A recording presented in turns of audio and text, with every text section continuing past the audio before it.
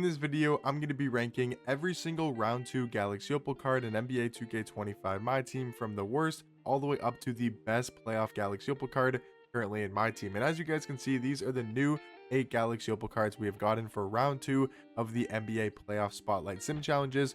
And there's some really good cards in here, and I'll be ranking them from who I think is the worst card all the way to who I think is actually really good from this set. And let me know what cards you guys have been grinding for and what cards you guys have gotten from the NBA playoff spotlight sims. But number 8, guys, we got 8 obviously Galaxy Opals to go over. Number 8, the worst one in my opinion, is going to be Galaxy Opal Aaron Nesmith. Now, this card isn't like horrible.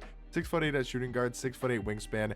He's not a bad defensive card. 92 steal, 94 perimeter, 94 interior defense, good Hall of Fame defensive badges. He's a solid card on paper. Like, he's got good physical stats, 94 speed, 94 agility, 95 vertical, 92 strength, 95 driving dunk with Hall of Fame poster. Like, he's got good stats and badges. For me, I'm not a huge fan of his jump shot. I think it's an okay release at best, and his dribble sigs are, you know, again, okay, nothing insane. They're not horrible dribble sigs. He's got some decent movement, but he's also only 6'5" at the shooting guard position. I don't think he's like completely unusable in some horrible card, but again, I don't think he's a card that I would put any higher than number 8. Number 7, though, is going to be Galaxy Opal Moses Moody. I think he's a slightly better shooting guard than Aaron Nesmith. I mean, he's good defensively. Again, he's only 6'5" though, but he does have a 7'1" wingspan. But I do like the wingspan on Moses Moody. I like his jump shot a little bit more. And dribble six wise, I like his movement a little bit more as well. But again, I think both these cards are kind of on the same level where I don't think they're bad cards whatsoever.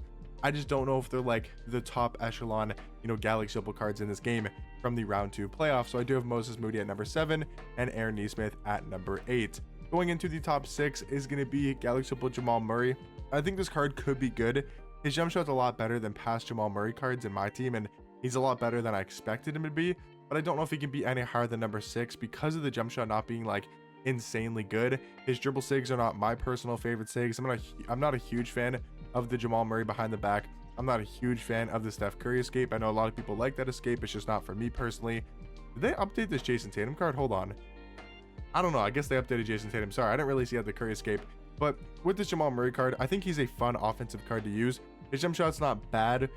You know, he's a fun card to use. He's a good rim running card. I do worry about his defense a little bit, only being 6'4" point guard with not like the greatest defensive stats and badges. He is lacking quite a bit of defensive badges on Hall of Fame, but I do think he's a fun card to use. And if you guys are a Nuggets fan, a Jamal Murray fan, I think he's a fun card to use, but I think number 6 is a fair spot for Jamal.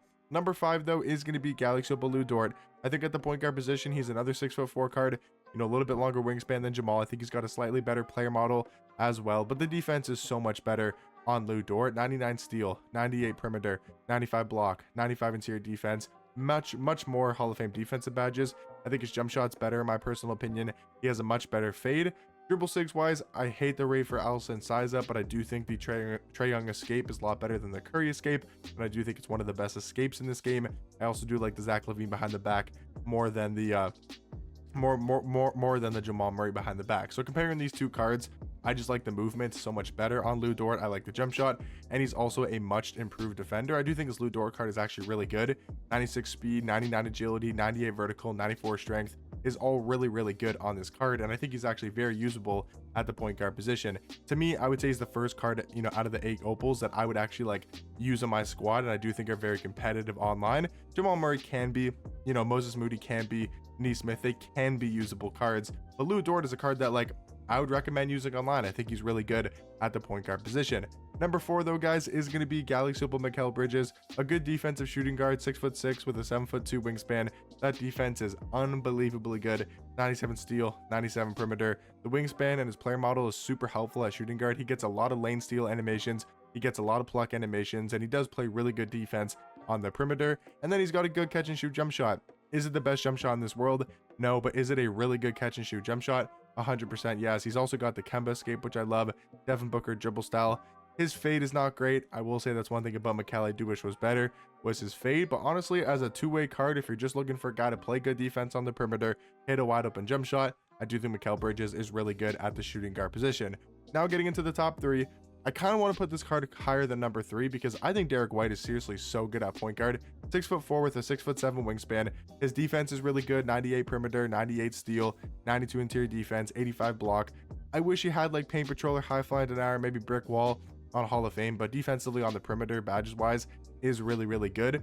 And my favorite thing about this Derek White card, I did not think I would say this, but his jump shot. His jump shot is seriously amazing. And you know what? I might put this card higher than number 3. I'm going to change my opinion. I'm going to go Derek White at number 2, and I'm going to go Ty Jerome at number 3. Now, the thing with Ty Jerome, yes, his SIGs are insane, and he also does have the Pro 2 fade.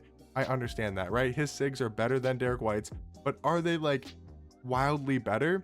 Maybe. And you know what? They are wildly better than Derek White. But the jump shot difference to me just makes me want to put Derek White ahead of him, because also defensively, he's going to be better having a block rating, also having a higher driving dunk at an 85, having an 85 block, actually able to block shots does make a huge difference. I think both these cards are very close in ranking when it comes to the point guard position from these Galaxy Opal round 2 playoff cards. Ty Jerome, I mean, his SIGs are amazing. The Darius Garland dribble style, Steve Francis size up, Curry escape, Trey behind the back is unbelievable. Like I said, has the Pro 2 fade. His SIGs are really good, but that jump shot, man. I mean, I did a gameplay on him if you guys want to go check it out. I've done gameplays on pretty much all these cards by now. When you guys are seeing this video, I have a couple more gameplays to do, but if you guys want to check him out, definitely go make sure to do that. But you guys will see, like, his jump shot is like if you're wide open, it's screenable, but it's just hard to get that jump shot off compared to Derek White, where it feels like his release is so fast and you don't have to worry about getting contested. You don't have to worry about can you get his jump shot off. You're going to get it off because it is such a quick release. So I like that more personally about Derek White because of his jump shot, but I do think it's a close ranking for number 3 and number 2 between Ty Jerome and Derek White. But in my opinion, the most usable, the best card from the round 2 playoffs is going to be Galaxy Opal Jaden McDaniels. He is the perfect small forward, you know, for what he does. 6'9" at small forward, 7-foot wingspan with a good player model, amazing defensively, 95 block, 98 steal, 97 perimeter, 95 interior defense, almost every single Hall of Fame defensive badge in this game.